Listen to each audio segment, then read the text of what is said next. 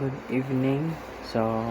Section 1 is regulatory and taxation, and BOC or BOC na iya and Tariff Commission.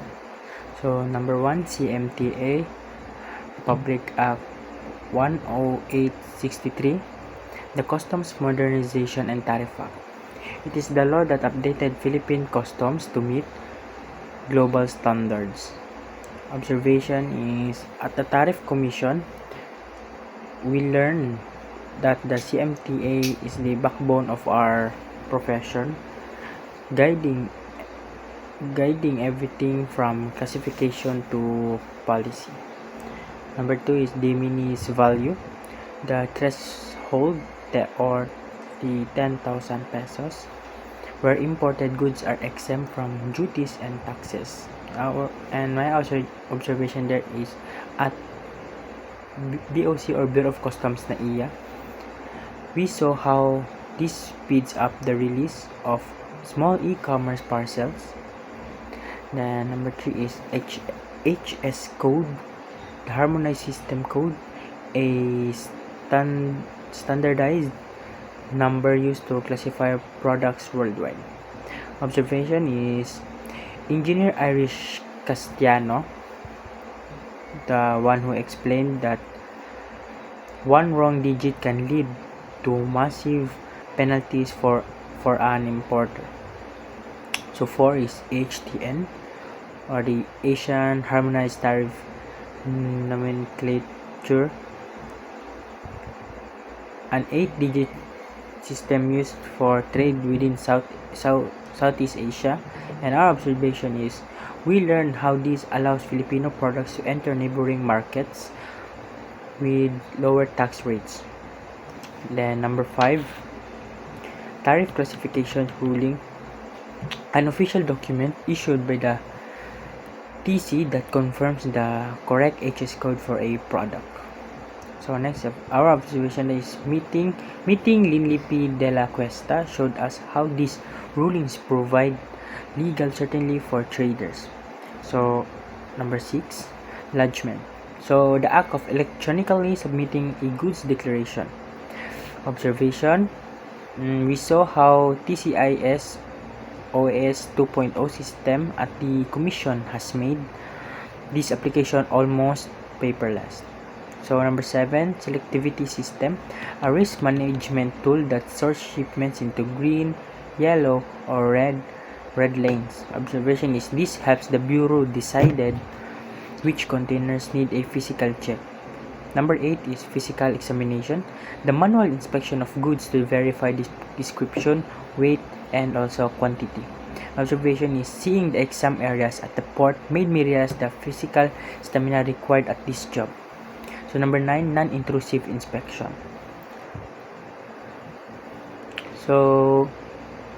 Using X-ray technology to inspect a container without opening it. Observation is, at NMM brokerage, Rack E is specifically assigned to good waiting for this X-ray process.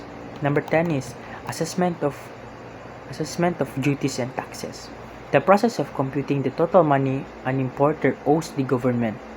Observation is, Director Marlo Mendoza emphasized that accurate assessment is vital for our country revenue.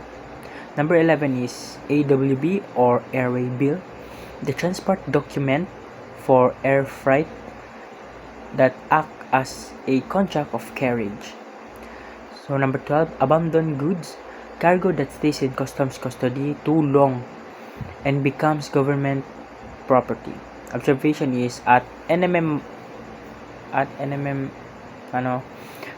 manages this strictly. We saw that Rack B is used to isolate these items. 13 is Bureau of Customs Port of Entry, a place where foreign goods are legally permitted to enter the country. Observation is, visiting NAIA showed me the complexity of managing a high volume port of entry. Number 14 is IEIRD, the primary document used for clearing imports and declaring taxes. Observation is that we learned that our professional responsibility as future broker is tied to this document. Number 15 is customs appraiser. The officer who verifies the value of goods to ensure taxes are correct. Observation is we learn the appraiser's job is to prevent undervaluation and keep trade fair. 16 is anti-dumping duty, a special tax to foreign companies from selling products at unfairly low prices. Observation is that this protects our local Filipino farmers and businesses from unfair competition. So next is section 2, logistics and brokerage. So NMM and MSTSI Subic. Number 1 is declarant. The person who files the goods declaration, usually the broker or importer. Observation is at NMM brokerage, we saw the staff acting as the bridge between the client and the BOC. Number 2 is Incoterms 2020. Rules that define the responsibility of buyers and sellers in trade. Observation is that Dr. Leo Abella emphasized that these terms prevent legal fights in international shipping. Number 3 is BL or Bill of Lading, the legal document of sea transport that proves ownership of the goods. Observation is that in Subic, we saw the BL or the Bill of Lading is verified before any container leaves the pier. Number 4 is demurrage, a fee for containers that stay inside the port too long. Observation is NMM uses cross-docking to move goods within 24 hours to avoid these high fees. Then number 5, detention, a fee for keeping a container outside. Maybe a container. Ito lang. As a for portal than allowed. Observation, efficient scheduling is the only way to ensure that empty boxes returned on time. 6 is TEU, 20-foot equivalent unit.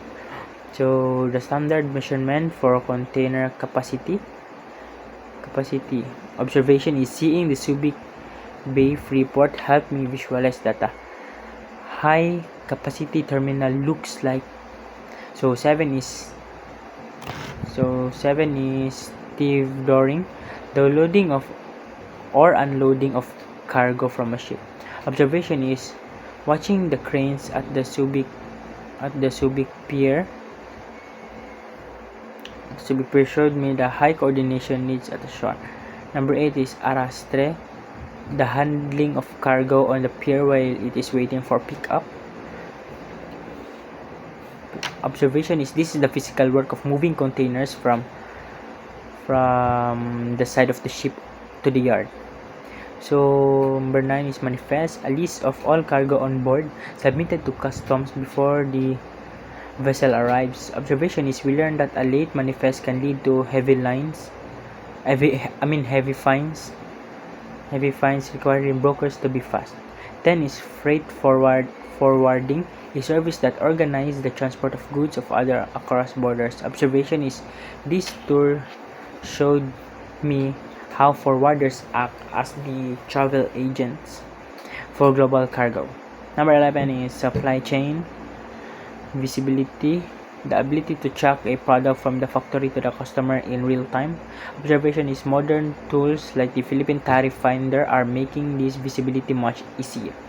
Number 12 is transshipment, moving goods from one ship to another at an intermediate port. Observation is Subic is a key hub for this because of its strategic deep water port. Number 13 is LCL or less than container load. A shipment that fills only part of container. Observation is at the NMM warehouse, we saw how LCL goods are carefully sorted onto racks. 14 is FCL, full container load, a shipment that fills an entire container for one importer. Observation is this is shipment that fills an entire container for one importer. Observation, this is much faster to clear because it doesn't need to be opened and sorted. 15. Chassis. The trailer frame used by truck to transport containers by road. Observation is we saw many trucks at Subic waiting to their chassis, ready for container loading. 16. Port throughput. Port throughput. The total amount of cargo a port processes in a year. Observation, high throughput at Subic means that port is efficient and the economy is healthy. 17. Free port zone, an area where goods can be handled tax-free to encourage trade. Observation at the TSI Subic showed us how a free port attracts investors by lowering their costs. So section 3 is special economic zone or PEZA in PEZA Baguio. So number 1, ecozone, a developed area focused on industrial or IT investments. Observation at PEZA Baguio, we saw how these zones create thousands of local jobs. Number 2, ITH, income tax holiday, an incentive where a company pays zero income tax for a few years. Observation, Kenneth Lumaang explained that this is the magnet for foreign investment. So number 3, cross-border trade, the international exchange of goods between different countries. My observation is that every site that we visit showed us a different part of the cross-border trade process.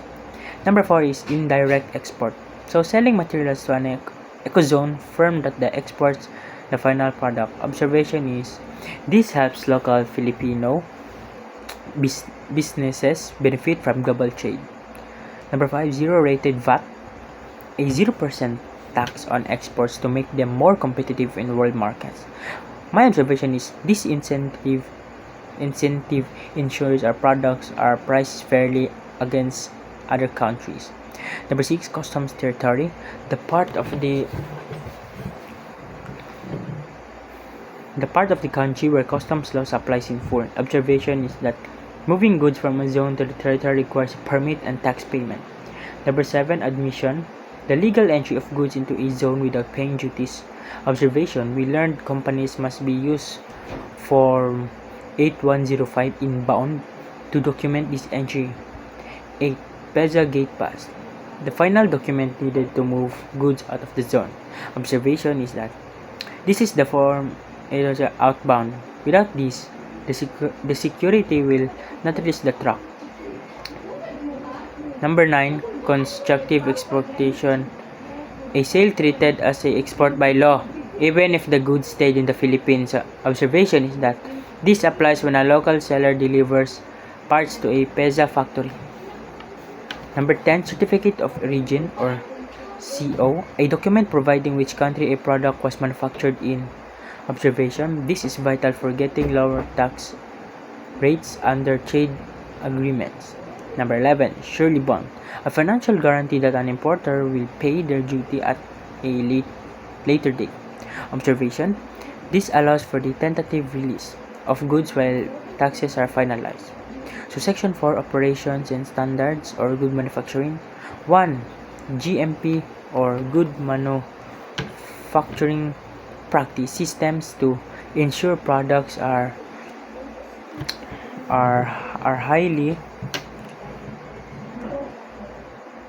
produced safely. Observation is seeing the strict hygiene rules at the factory showed me the importance of quality. Number 2 is QA or quality assurance, the part of management focus on preventing mistakes in the process. Observation is QA is about the process. It's why we had to sign safety protocols before our visit. 3 is QC or quality control, the part of management focused on testing the final product for defects. Observation, at NMM, Rack C holds cargo that has already passed all quality and customs checks. Number 4, lead time, the total time of the start of an order to final delivery. Observation, by using the total time from the start of an order to final delivery. Observation, by using cross-docking, NMM reduces lead time from days to hours. 5, inventory management, the process of ordering and storing a company's stock.